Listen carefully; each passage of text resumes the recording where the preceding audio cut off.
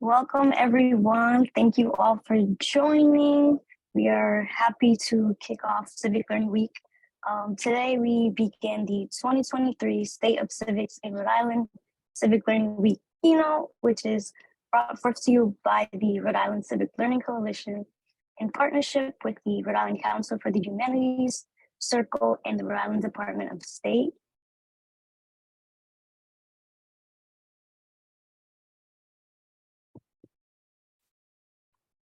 Today's event is part of Civic Learning Week 2023, which seeks to sustaining and strengthening constitutional democracy. Throughout this week, we will highlight the civic knowledge, skills, and dispositions gained in and outside the classroom that provide the foundation for an informed and engaged populace. Civic Learning Week seeks to further engage the movement to prioritize civic learning for all Rhode Islanders.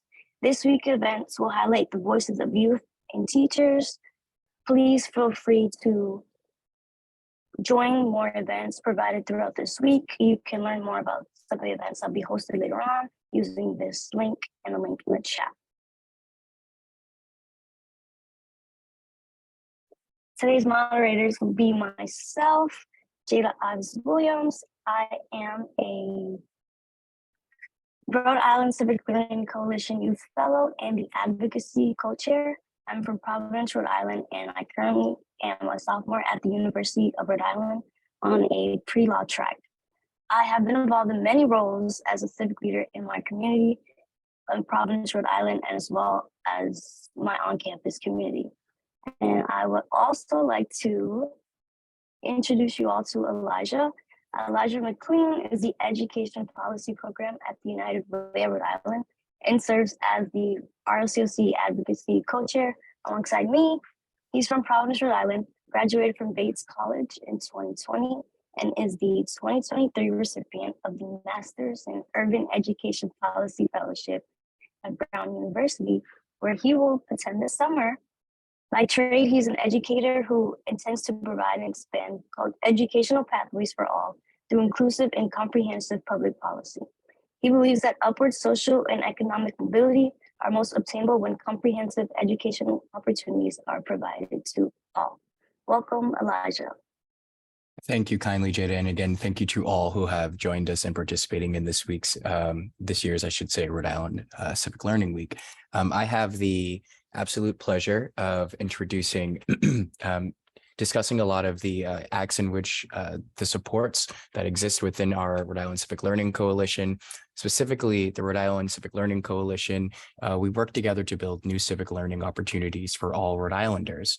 This week's event is organized by the Rhode Island Civic Learning Coalition, as mentioned, which is a multicultural, multi-ethnic, and multi-ethnic and multi-generational coalition committed to ensuring that all Rhode Islanders, including young people and the most marginalized from our democratic system, have equitable access to high-quality civic learning opportunities.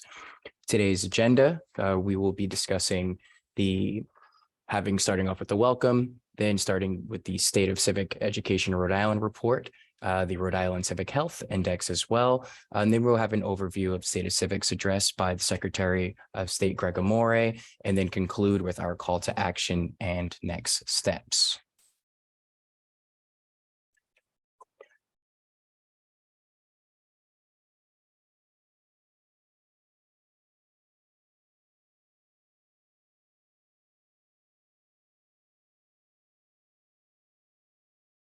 So why are we having today's keynote?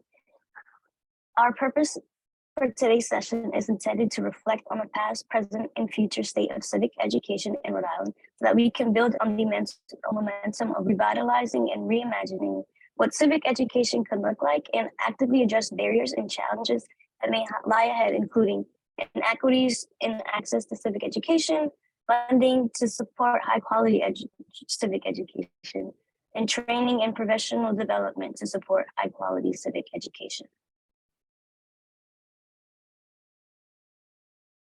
Now to provide a little context, which many of you are most likely aware of, but for those who are potentially introductory and learning a little bit more about Rhode Island civic engagements and readiness across our state. In 2018, the Cook v. Raimondo, now formerly known as Cook v. McKee, 18 student plaintiffs filed a lawsuit arguing that the state had failed to instruct them in the values in which and skills necessary to participate in democracy. Shortly after that, the Rhode Island legislature mandates standards and reviewing of the RIHSSAC formed, which RIDE created a group that stands for essentially requiring adults, educators, and community members and stakeholders alike to begin reviewing the K-12 history and social studies standards with a focus on CRT inclusion. Next, in 2020, the Rhode Island Civic Learning Coalition, RI LC, began forming a multi-generational, multi-ethnic, and multi-generational coalition committed to ensuring that all Rhode Islanders have equitable access to high-quality civic learning opportunities. Shortly after that, in 2021, this is a very proud moment for folks a part of the Civic Learning Coalition, as well as civic readiness and engagement stakeholders alike. The Civic Literacy Act passed. This is the first bill to mandate proficiency in civic learning and the inclusion of at least one student-led civic project at some point in middle school or high school. Shortly after that, civics included a high school graduation requirement, and draft standards were released. Civics is officially included as a high school graduation requirement, and draft history and social studies standards are released. RIDE convenes a civic readiness task force as a result of the Cook versus McKee settlement. For a little context there, see in the next section, the Rhode Island Civic Readiness Task Force is created.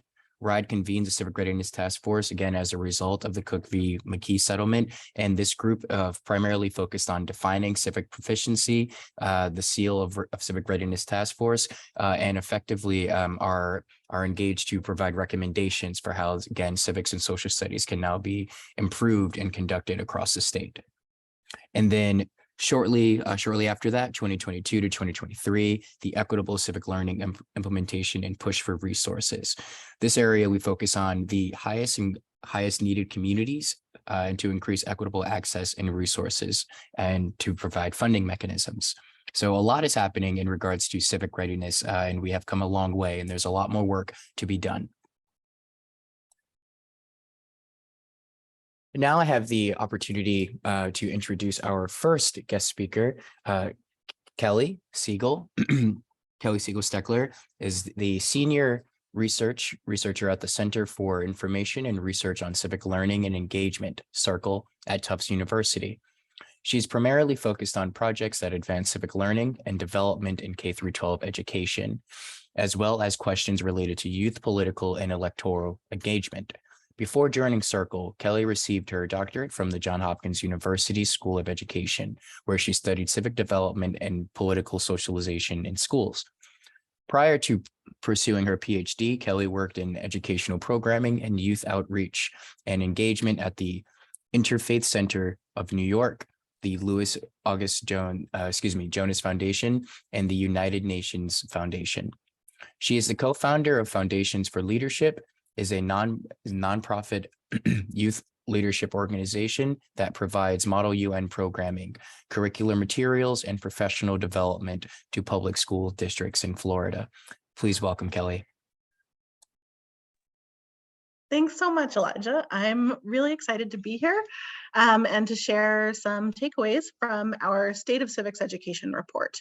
So just to give you a little bit of context about the report itself, last spring, we fielded surveys of Rhode Island teachers, administrators, students, and recent graduates alongside myself and the Rhode Island Civic Learning Coalition. And we also worked with a group of 3 amazing youth fellows who were intricately involved in the design and implementation of the survey and really shaping how they wanted to ask about and learn about civic learning in their own communities and drawing from their own experiences as young people in Rhode Island to help shape the survey.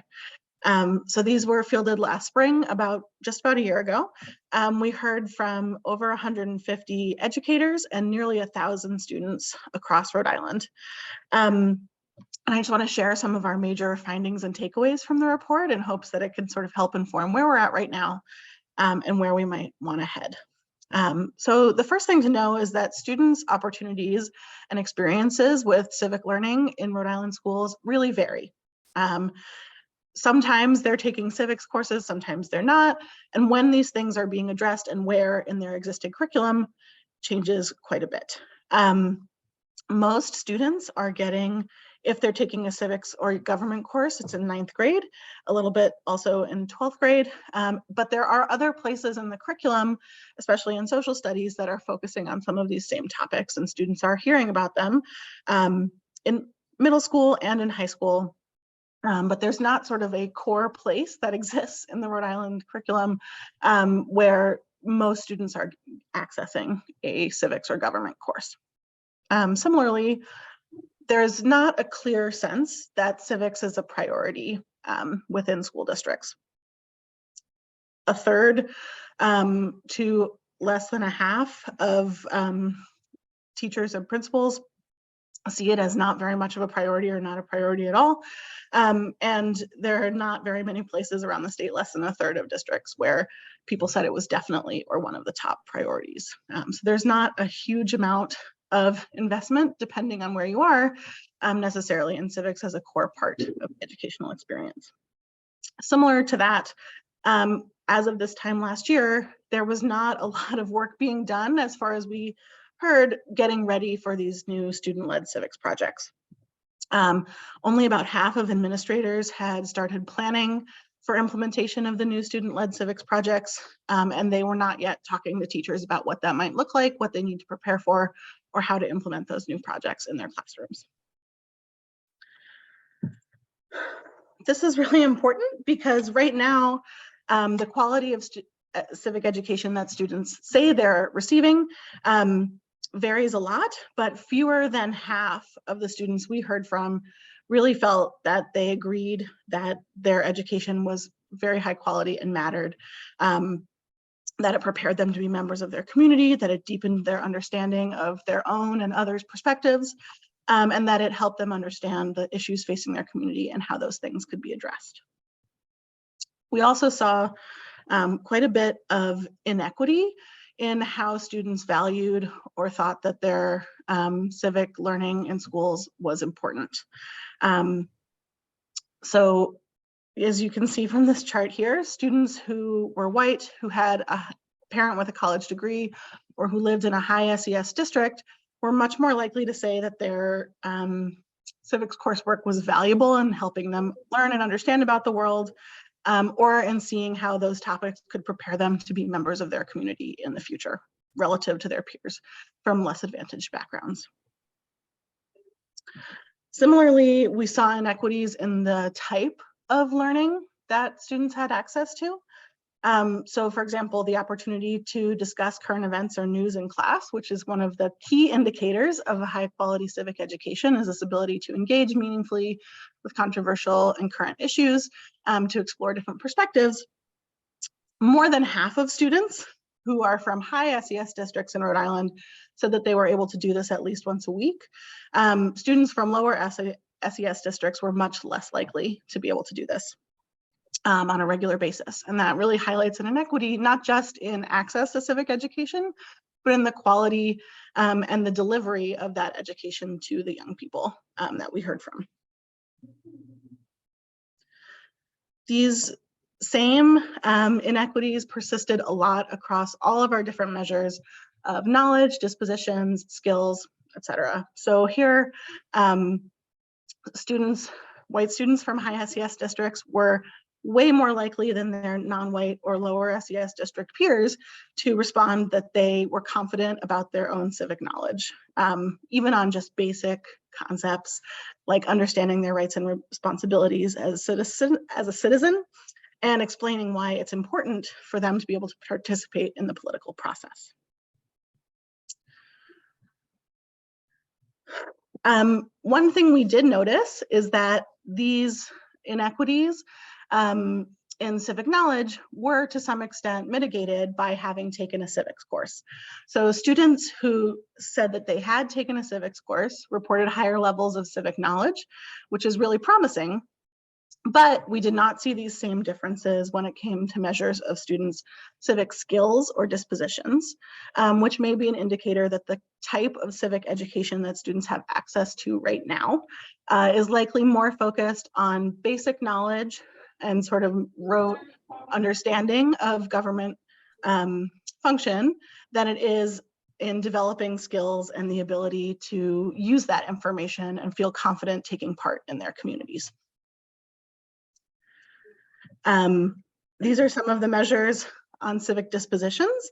And you can see here that some of those same inequities persist, but they are less pronounced when it comes to wanting to be engaged in their communities and feeling that that's important.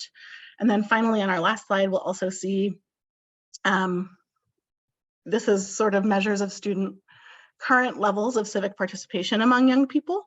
And we didn't see the same inequities when it came to actually participating, right? So even though young people are talking about and thinking about and discussing current and political events, engaging with information at a decent rate, that doesn't always translate to taking action, to volunteering, to attending demonstrations or meetings in their local communities. But we didn't see the same inequities here that we saw in other places, which is really important, right? So students from lower socioeconomic status districts were not less likely. In some cases, they were more likely to do things like volunteer or attend demonstrations or protests than their more highly resourced peers. And so it's not that these communities aren't engaged, it's really an issue of school time and the opportunities that they have to learn about and prepare themselves for those opportunities. There's a desire and an interest to learn about and get engaged with things, but we really need to focus on creating opportunities and mechanisms within schools to address those inequities and make sure that all students have access to the kind of learning opportunities that are going to be really important for them in the years to come. Thanks so much. I would like to say thank you to Kelly for participating today and for informing us about the civics report. Now I would like to introduce our second speaker, Julia. She is the Associate Director of Grants and Strategic Initiatives at the Rhode Island Council for the Humanities. Believes that public history, cultural heritage, civic education, and community engagement are integral to nurturing, strengthening, and inspiring all communities in Rhode Island. Since joining the council in June 2020, Julia has developed and implemented several responsive grant-making programs, including the American Rescue Plan Act funded Rhode Island Culture, Humanities, and Arts Relief Grants, General Operating Support Program in partnership with Rhode Island State Council for the Arts. She also co-authored the council's 2022 report, Culture is Key, Strengthening Rhode Island Civic Health Through Cultural Participation, and the first ever Rhode Island Civic Health Index 2022, produced by the council in partnership with the National Conference on Citizenship and the Rhode Island Department of State. Prior to joining the council, Julia worked in cultural nonprofits in New York and Providence as an archivist, educator, curator, and public historian. Originally from the San Francisco Bay Area, Julia holds an MA in Public Humanities from Brown University and an AB in American History and Literature from Harvard University. Welcome, Julia. Thank you so much, Jada, and thank you so much to the Rhode Island Civic Learning Coalition for having the Humanities Council as part of Civic Learning Week. And thank you also to Secretary Amore and Dr. Siegel-Stechler, as we're honored to share the virtual stage with you on such an important topic. And thanks also to everyone who's here with us today. So today I'm going to share with you some high-level findings from the 2022 Rhode Island Civic Health Index. Here it is. This is the first data-driven report that assesses the state of Rhode Island's civic health. So the index examines 5 key areas of civic health, including community well-being, social connection, public participation, collective understanding, and engagement with government. And by looking through this information, we can start to understand what challenges and opportunities that Rhode Islanders share, which we believe is the first step in determining where we want to go together. Next slide, please. So yes, and before kind of diving into those findings, I wanted to give you a little context on who created the index and how that happened. So the index was produced by the Rhode Island Council for the Humanities, and we worked in partnership with the National Conference on Citizenship, which has co-created over 90 civic health indexes in partnership with cities and states all over the country. And we also worked with our wonderful partners at the Rhode Island Department of State. So given the very wide scope of the project, it was critical for us to have a number of different collaborators representing different perspectives and life experiences and communities from all across the state. So we had a data consultant, Neelam Sakaria, join us. We had 10 compensated community partners join the team, and these were individuals who were selected for their collective demographic diversity, as well as their leadership within their communities. We also had key institutional partners, including Generation Citizen, shout out, the Policy Lab at Brown University, and the Media Education Lab at University of Rhode Island. And then we also worked with academic advisors from Providence College, Johnson & Wales, and University of Rhode Island. And really integral to all these efforts were all the Rhode Islanders who participated in the many surveys and studies that informed the index, including 751 respondents to our own Civic Health Index survey. And of course, this project wouldn't have happened without the generous support of our funders, including the Amore Perfect Union initiative of the National Endowment for the Humanities, the Rhode Island Foundation, and private donors. So thank you to them.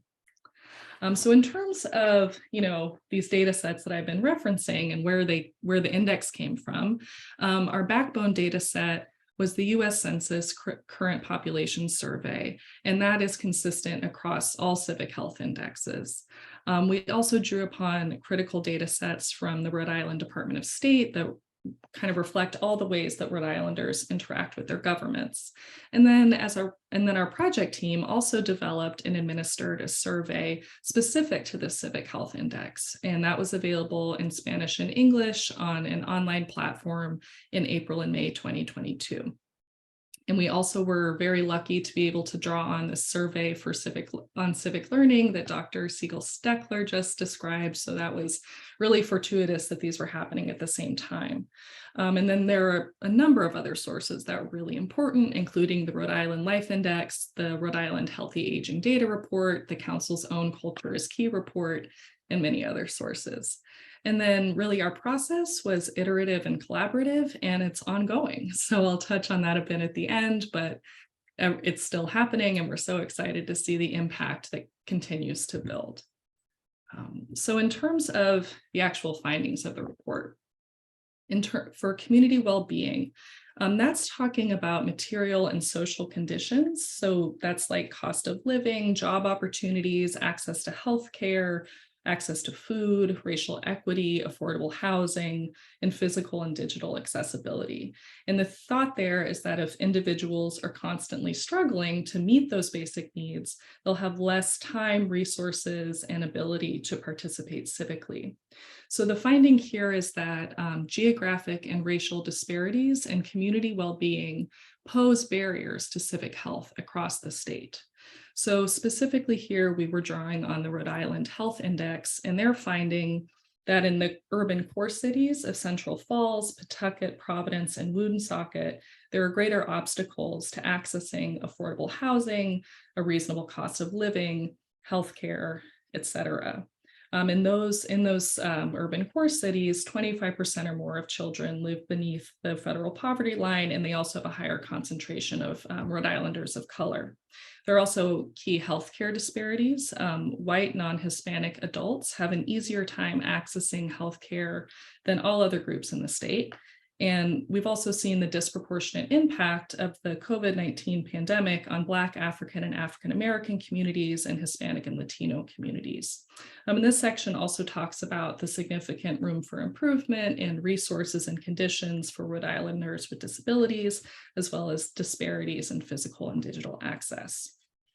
So in terms of social connection, where are we now?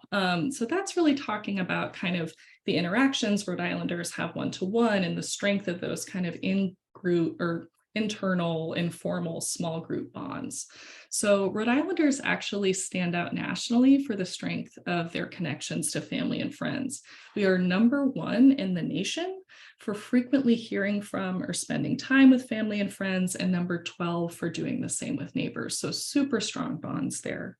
However, in terms of how those translate into kind of political or civic discourse, it's a little shakier. So we saw that race and age can impact those connections across different groups, limiting thoughtful dialogue about politics and local issues, and leading to concerns about social insularity and partisan polarization. So just a few examples there. The census data said that we're 35th nationally for discussing political, social, and local issues with our family and friends, and 41st for discussing those with neighbors.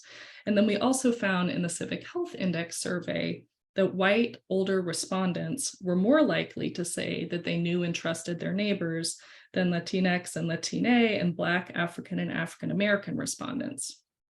And kind of in a similar key, white respondents were less likely to say that they spent time with and interacted with people of different racial, ethnic, and cultural backgrounds than their own than Latinx and Latine and Black, African, and African American residents. We also heard a lot about people being concerned about social insularity, kind of in-group thinking, and that feeling like they couldn't connect with people who had different politics than theirs. Next slide, please. Great. So in terms of public participation, I'm going to come back to this, but we're talking about social and civic contributions individuals make when they actively participate in public life. So the census data tells us that Rhode Islanders' public participation lags compared to other states. But when we expanded how we measured that participation, it revealed strength in community groups and non-governmental civic institutions. And we also found that Rhode Islanders maintain public participation even during the pandemic. So that's a big deal, but also that many factors acted as barriers, including social insularity. In terms of collective understanding, I'm not going to unpack this too much because Dr. Siegel-Stechler just did for us. But to just say that, our findings were that Rhode Islanders' collective understanding of civics, history, and media all have significant room for improvement. We also found that race and age may also affect Rhode Islanders' perceptions of the state's public history, so ideas about what happened in the past and why it matters now. And with that, we included monuments in city squares and neighborhoods. And this section also took a look at the state of local media, because that's such an important way for everyone to get information and create a baseline reality. So we found that many Rhode Islanders feel frustrated by the lack of relevant information and local coverage from the state's media outlets. Next slide, please.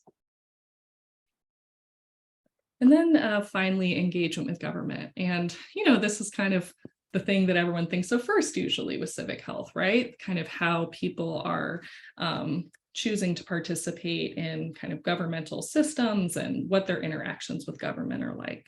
So I defer to Secretary Amore to really unpack this one, but just to say that we found that Rhode Islanders engage with government at high rates compared to the rest of the nation. So we rank 8th nationally for attending public meetings, 11th for voting, and 14th for contacting and visiting public officials. So that's remarkable. But we also found that many are concerned about nepotism and corruption in government. And also in this section of the index, we talk about how members of Indigenous and/or tribal nations interact with their tribal governments. So recognizing that there are a number of different governments happening in Rhode Island. Next slide, please. So now, as I mentioned, I want to take a bit of a deeper dive into our public participation data, because there was a lot going on there. And I'll just say that all of these results are from our Civic Health Index survey. And I want to note that the respondents to the survey did not constitute a statistically representative sample. So what that means is that the findings are valid for survey respondents, but not representative of Rhode Islanders at large. But we think definitely what's found here is worth looking into more. And as I said, it was 751 respondents, and that was inclusive of all 39 cities and towns in Rhode Island. So to think a bit more about public participation, the census data was somewhat bleak. It said that Rhode Islanders ranked 32nd in the country at working with neighbors to do something positive for their neighborhood and community, that we were 40th for participating in a group and 47th for volunteering. We did do better in terms of kind of more passive forms of participation, like donating. We were ranked number 6 in the nation. But our community partners, kind of looking at this, pointed to it as a place to investigate further, because their experience in their communities told them that public participation was perhaps more robust than this. And so in our Civic Health Index survey, we decided to widen our definitions and kind of be more specific about what contributions can look like, as well as investigate the role of non-governmental civic organizations. So here you'll see a chart that's summarizing responses to a question about what are kind of contributions you make to your community in forms of public participation. So we saw that, 76% is donating money in any amount to support my community. So this in any amount is important because the census data was talking about $25 or more, right? But we kind of took that away. And so we're seeing 76% of people are saying they do that. Then we also were interested in things like mutual aid, so sharing non-financial resources. We have 44% of people saying that they're doing that. And then, between 50 and 60% saying that they're doing favors, going to gatherings and meetings and donating their time in kind of a service capacity. So definitely seeing, a more enthusiastic response than those census numbers might indicate. Next slide, please. Great. We also looked into how interacting with non-governmental organizations and public spaces can really cultivate a sense of community belonging. So we found that 64% of respondents shopped at local independent businesses on a daily or weekly basis, and about 80% agreed that patronizing those businesses makes them feel more connected. 63% visit cultural organizations or go to events on a daily, weekly, or monthly basis, and 78% agreed that that makes them feel more connected. And then 70%, so the highest, say that they visit kind of public recreation spaces like local and state parks, public beaches, recreation facilities on a daily, weekly, or monthly basis. And that 63% said that visiting these places allowed them to feel more connected. So really highlighting the importance of those kind of third civic spaces for building this sense of public participation and community belonging. Next slide, please. And then we also wanted to see kind of what kind of groups are people engaging with. I will say that because we're the Humanities Council, this might be skewed. So you see one of the highest groups here, types of groups is humanities, culture, and the arts. But that being said, the cultural sector being very important, especially central to the identity here in Rhode Island, perhaps it's not surprising. So we saw most people, over 50%, saying they're involved with charitable or service organizations, humanities, culture, and the arts, also popular civics and or political organizations, neighborhood or place-based organizations like neighborhood associations, things like that, as well as shared interests and hobby-based organizations and religious or faith-based. So those are other kind of locuses of public participation. And then, of course, there are a lot of reasons people don't do things like this. So we asked about those as well. And by far and away, the biggest reason was lack of time and or scheduling conflicts. The second runners up were family obligations and information being difficult to find, maybe pointing to that local media issue. Also notable, I think, because of the social insularity comments I made before, 21% said that they did not feel welcome, and 8% said they had a negative prior experience. So that's worth thinking about. Also, we saw accessibility considerations arising here. So lack of financial resources, access to transportation, lack of accessibility accommodations, and language barriers being issues. And to that point, respondents who reported having a disability and/or chronic illness were more likely to report the lack of financial resources, the lack of accessibility accommodations, and a lack of transportation as barriers. And also, given that our survey was only available in English and Spanish, maybe if it had been available in more languages, we would see that language barriers number be higher. So yeah, I think those are the findings I'm going to share today, but there are so many more in the Civic Health Index, so please check it out if you haven't already. It's available digitally on our website. If you reach out to us, we can also mail you one. And we actually have a lot of events coming up too that our community partners are organizing, that we're organizing, as well as a traveling exhibition that's going around the state and libraries, boys and girls clubs, things like that. So please, visit our website, please contact us. We were really excited to hear what you think and continue the conversation. So thank you so much.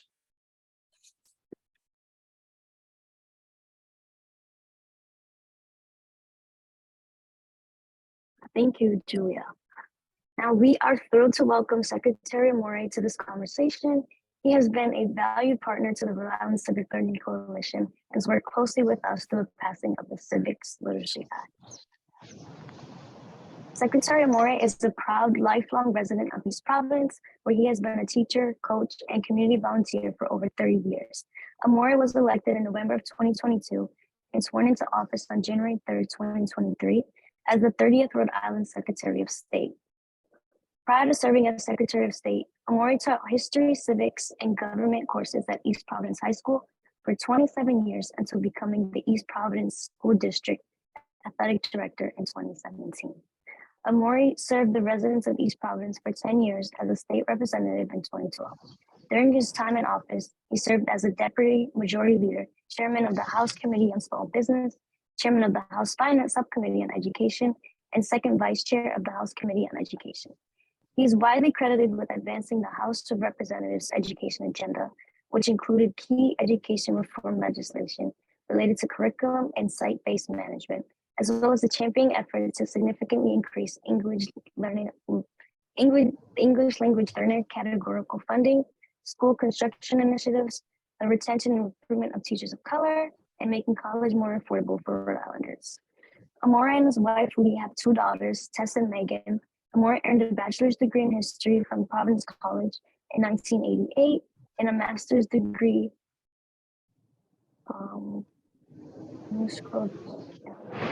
in public policy from the New England College in 2010. Welcome, Secretary of State Gregg Amore.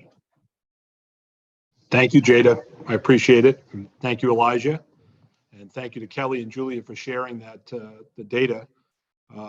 I'm really pleased to be here to kick off Rhode Island Civic Learning Week. In fact, I just came from my old school, East Providence High School, to launch the first of our Secretary of State civics lessons. We are scheduled to be in high schools across the state over the course of the next few months and then into next school year. And today's lesson was about voting rights in the United States and how voter suppression throughout the years has impacted those rights. It was a robust discussion with ninth graders in a civics class. It gives me hope. And we had a really good conversation. And I was really impressed with the students' background knowledge and their ability to really dig in and critically think about the issues that we presented. So the first thing I'd like to do, and we were presented with a whole host of really important data points, but I'd like to go backward in time a little bit, especially over the course of the last 15 to 20 years. And when education reform took the shape of focusing really on standardized testing data, we lost some of our civic education focus. There was a time where the 5th grade was the introduction to civic education, to the construct of the United States government. And as time went on, the focus became solely on improving test scores in ELA and math. And in districts that were struggling and in schools that were struggling, that focus became a daily obsession. And unfortunately, that focus was in urban districts primarily. And so those students, especially starting with the elementary level, 5th grade students, were not receiving the type of civic lessons, engagement, and even experiential learning that they may have received prior to that. That stretched into the middle schools and the high schools. And we know that we had a great debate here in Rhode Island about whether or not we should use a standardized test as a graduation requirement. And educators became very concerned with moving test scores and not so concerned with a broader, more holistic approach to education. So I think some of what we read in that data is a reflection of that.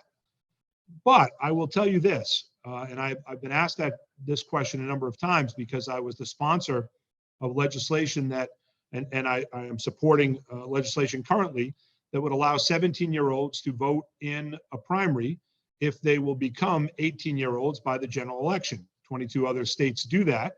And being interviewed on a local radio program, I was asked why I would want a 17-year-old to vote. Are they qualified to vote? Do they have an understanding to be able to cast a vote? And what I have experienced is that I know many 17-year-olds who are more engaged, more informed, more involved in their community than some of the 70-year-olds I know.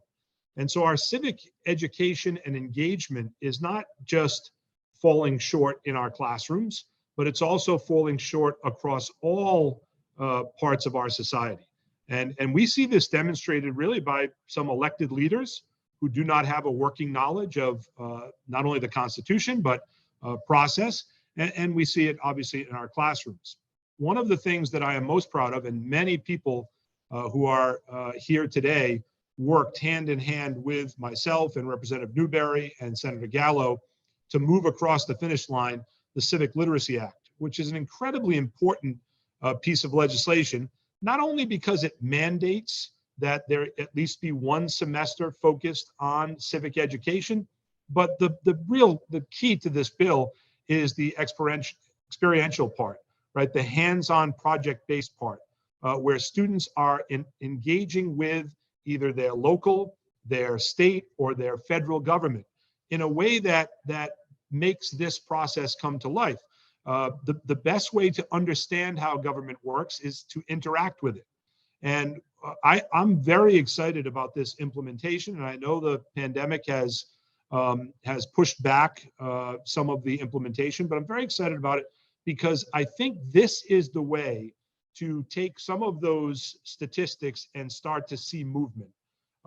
When you are involved in a hands-on project, and I can tell you that the bill itself had many supporters and advocates from our local schools who wrote letters to the House members, the Senate members, wrote letters to the committee chairs, came in and testified at the State House and pushed for this legislation. I know I was involved in a number of meetings with RISE, with the Providence Student Union, with Generation Citizen, with a whole host of stakeholders who wanted to make sure that this piece of legislation was not just a mandate that students sit in a classroom and achieve proficiency through some test-taking mechanism, but a hands-on experience. And it's incredibly important that this is what civic education looks like going forward.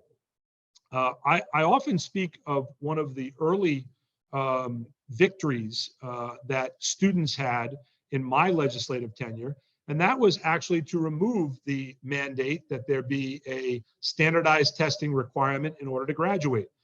We were on the path to using what was once known as the kneecap tests, which were inappropriate to be using as a standardized test to determine graduation requirement.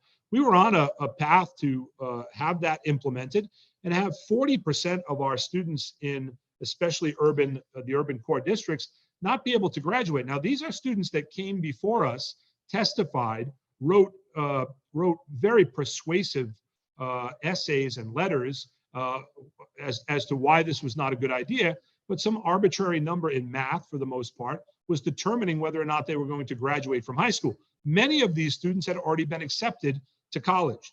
Their testimony before the House Education Committee, the Senate Education Committee, was what changed the trajectory of that legislation. And what we saw from that point on across the country was more and more states started to move away from standardized testing as a determining factor, not only for graduation requirements, but on the collegiate level for acceptances. And Rhode Island students led the way. Rhode Island students led the way. They understood how to access their government. They understood how to come into this building and testify and convince lawmakers who were otherwise, in the previous 4 years, otherwise unconvinced that this was the right policy trajectory. So I think that's a perfect example of what an interactive, experiential education experience looks like. And I look forward to seeing what the Civic Literacy Act looks like 2, 4, 5 years from now across the state, so that we can see students engage their government and do so in a meaningful way that also allows them to understand what that access means. We have embarked in the first few months of this administration on beefing up the civics division of the Rhode Island Department of State. We have added personnel, we have added resources, and we have a significant agenda that we hope to implement across the state over the course of the next 4 years. I spoke to you already about my visit to East Providence High School today. I'll be at Middletown High School tomorrow. We are across the state, charter schools, private schools, public schools, from Central Falls to Westerly. We want to be in every single high school.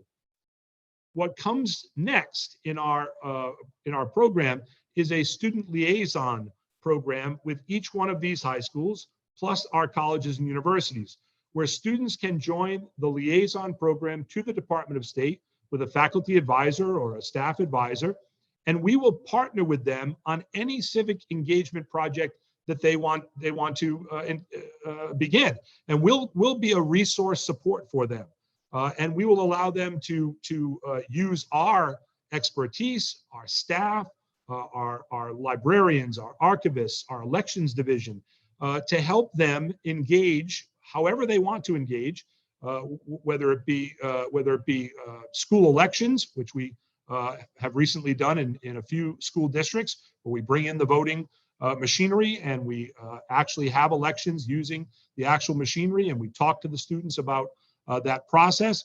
But we believe this liaison program can grow and grow and grow into something that is what we are all hoping for, which is a consistent civic engagement tool in our schools.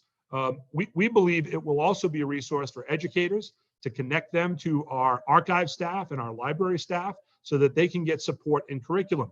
One of the things we know is that civics teachers are thirsty for solid professional development.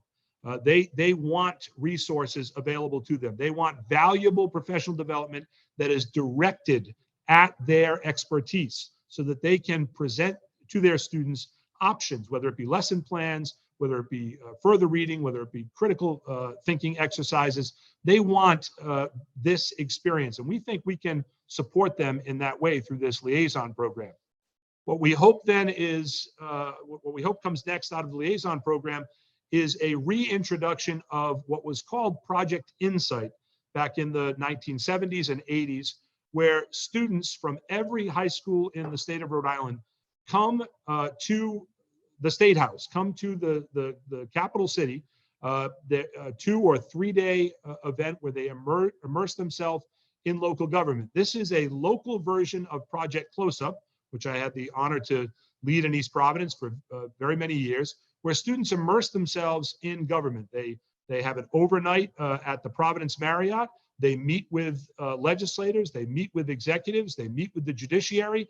They go back and workshop at night after dinner, and they try to solve some problems. They do mock sessions, mock committee hearings, and most importantly, it brings students together from Mount Pleasant High School, Barrington High School, East Providence High School, Central High School, Central Falls High School into one place where they can interact, get to know each other, and what I hope is help to build the future leadership of the state of Rhode Island. This is a program that was very popular.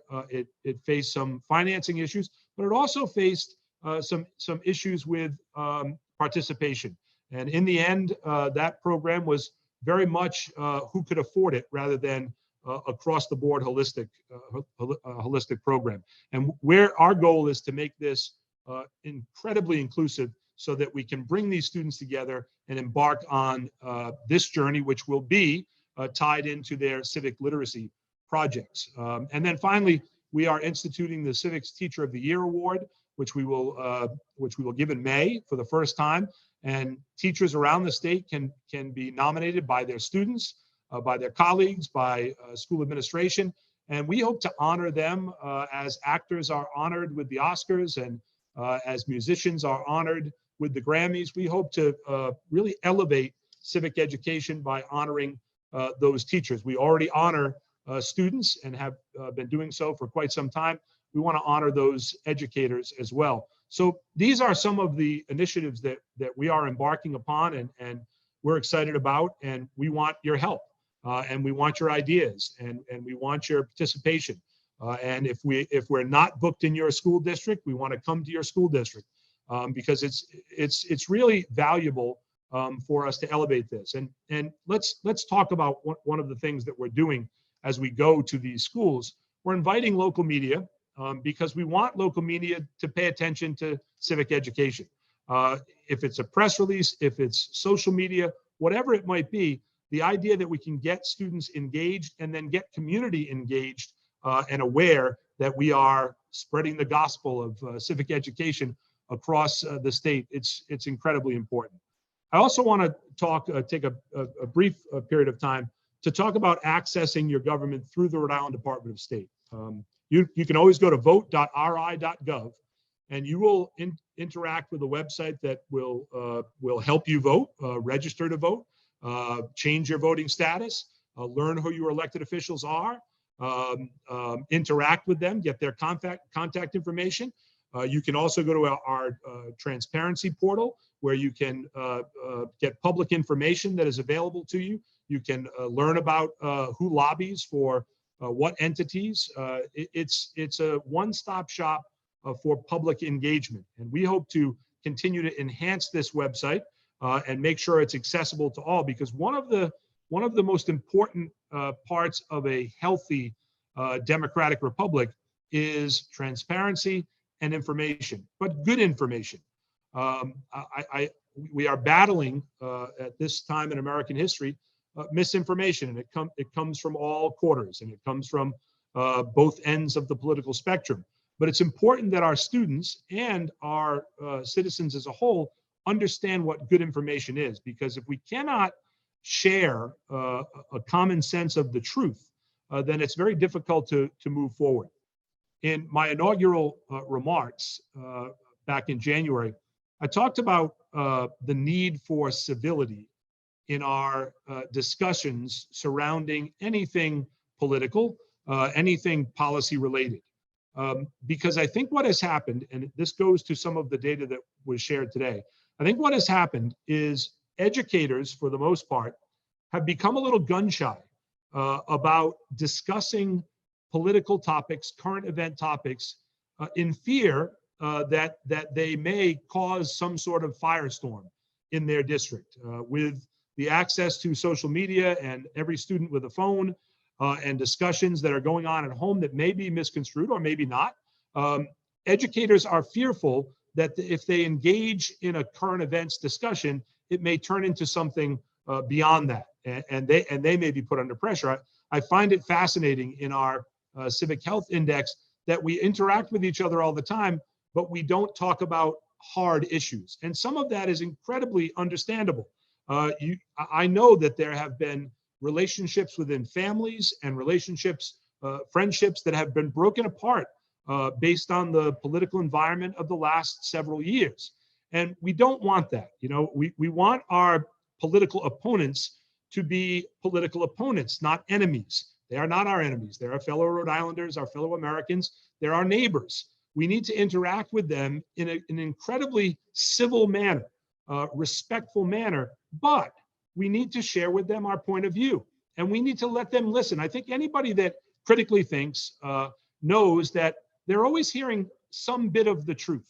And if they have an opportunity to reflect upon that, and it does not align with their point of view, that's healthy.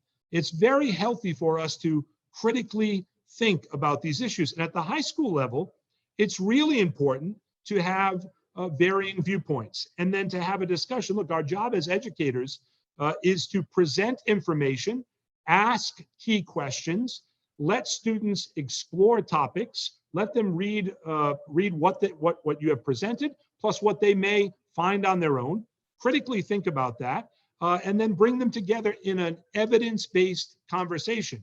And so whether we're talking about gun control, or we're talking about reproductive rights, or we're talking about the sustainability of the American democracy and the way we vote, these are discussions we can have in a civil manner, but bring out the information that needs to be brought out so that our percentage of neighbors who engage with one another on these topics shoots up to a level where we can be comfortable with the fact that we can talk to each other about these issues and not paint each other in a way that is unflattering. I mean, we cannot survive as a nation if this is always a zero-sum game of good versus evil. We need to make our case. We need to make it in an evidence-based manner, and we need to stay above the fray. It's an important part of our democracy surviving. We all have strong opinions. I'm a politician, so I have a political point of view. But I also have taken an oath to follow the law of the state of Rhode Island and the law of the United States of America, and I will do that. And I think it's incredibly important at this time in our nation's history that we all make a commitment to engage each other more civilly, that we all make a commitment to have these hard conversations, because one of the most important things we can bring to a conversation is our own life experience, our own perspective. And that is so valuable when talking to somebody who may not have had that similar. And in return, of course, we learn from them. I talk about this story a lot because I think it's important. My daughter was taking an AP US history class at East Providence High School, and she came home and asked me about Social Security. And she said, "Dad, my teacher said that Social Security was a Ponzi scheme, and we haven't really reached the New Deal yet, so I'm not sure what he meant by that." And you know, I thought about that at the time, and I said, all right, this is a great opportunity to have a discussion with my daughter who's been intrigued by this statement.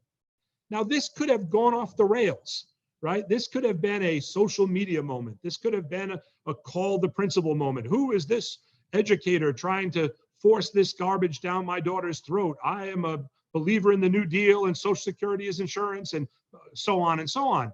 And I just thought it was a great opportunity to talk about Social Security with my daughter, to point her in the direction of some literature on Social Security, and to have her go in and talk about this issue in her class, engage in this issue. Had this teacher not said this to her, we wouldn't have had that conversation. She wouldn't have started to critically think about the issue, and she wouldn't have been able to push back when that topic came up again. So we can't be afraid as educators or as citizens of this country to have these difficult conversations and acknowledge when we're wrong, acknowledge when we learn something new, acknowledge when the facts are not aligned with what we believed to be true. And we all need to do that. And I think that is one of my goals. I know that is one of my goals as Secretary of State, to make sure that we're having hard conversations, but we're doing so in a really civil and respectful manner. So I'm incredibly pleased to be here today. You can probably tell that I'm excited about civic education on every level. And you can probably see the two guys behind me. I don't know if you can see them. That's better.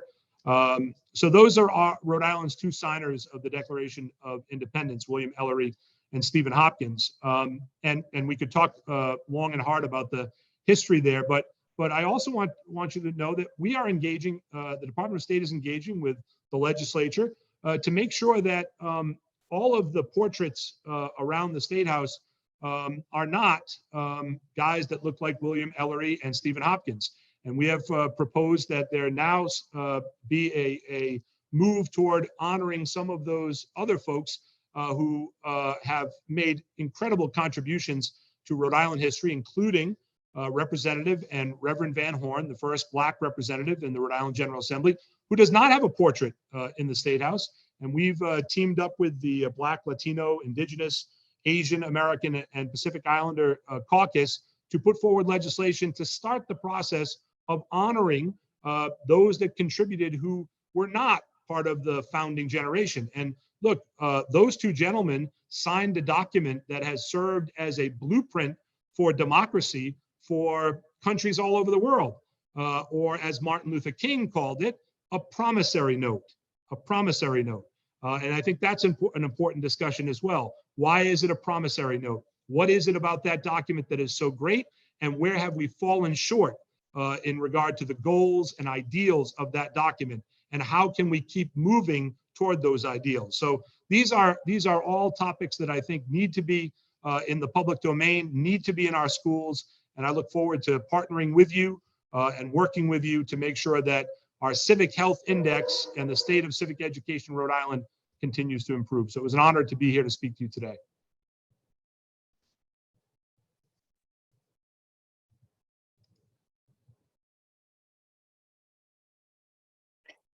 Thank you.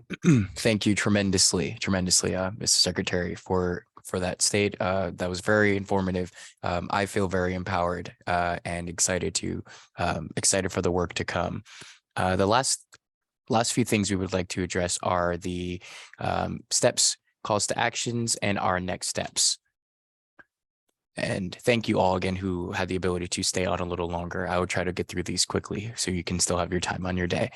So recommendations for the future, primarily districts must make civic learning a priority, as Secretary Amore has addressed, but we need to support districts in figuring out how to enact the Civic Literacy Act.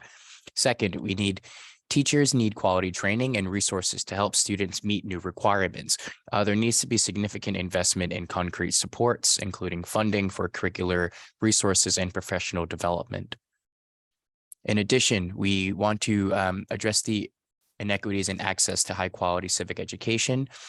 We need to ensure our diverse and low income communities who are least likely to have access to civic learning experiences receive additional funding and support. And lastly, we want to ensure real-world civic learning opportunities, particularly for diverse and low SES districts. We would like to see the historical increase again for those opportunities in youth and community members. And what can you do next? Join the movement. You'll see the link there for the RhodeIslandCivics.org. Contact your legislator. They love hearing from constituents, as Secretary Amore addressed. So please feel free to contact your legislator and inform them of all the great work that must be done in order to support civics education. And finally, to talk to your district leaders and ask how they plan to implement the Civic Literacy Act. So again, put our elected officials and our key stakeholders, hold them accountable for the work in which that you would like to see done.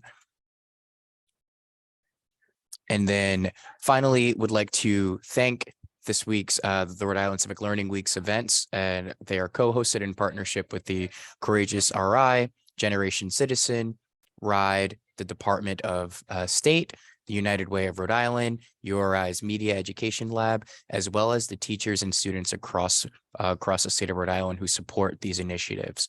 So we'd like to thank you for your time and truly look forward to seeing you at future events. The link has been shared in our chat as well. Thank you so much, everyone, for your time.